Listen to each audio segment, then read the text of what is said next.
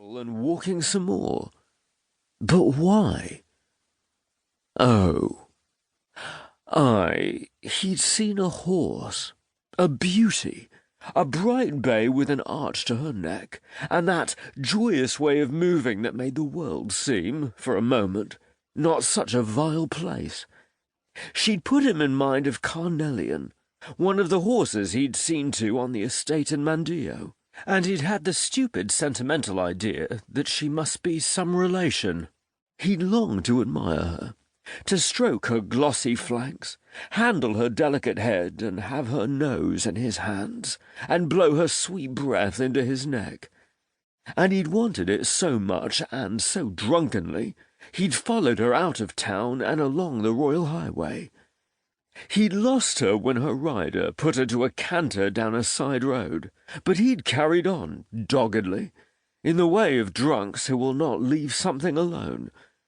And then, had he hitched a ride in a hay cart? Surely, cut as he'd been, and filthy and ragged besides, no one would have picked him up. And yet he had a vague memory of a conversation with some red-faced farmer, and the jolting and humming of a crystal-powered cart. Well, this place was no worse than any other, except for the lack of water.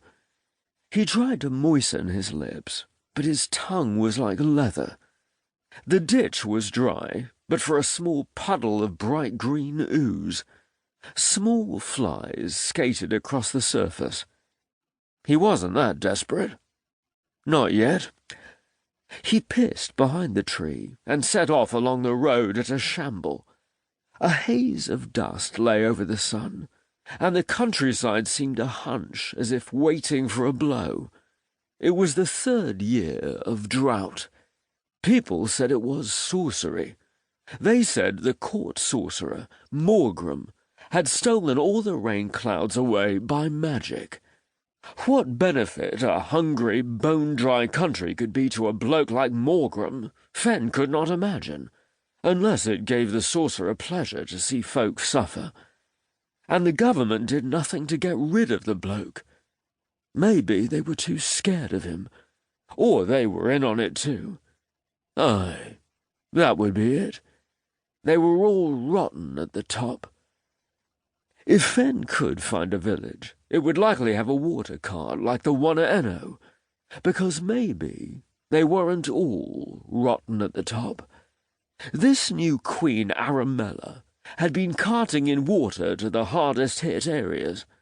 Anyone could get a drink from those. She'd emptied the royal grain stores too, probably because she was young. Give her a few years, she'd soon be as bad as the rest. People said Morgrim would force her into marriage, for all he was twice her age.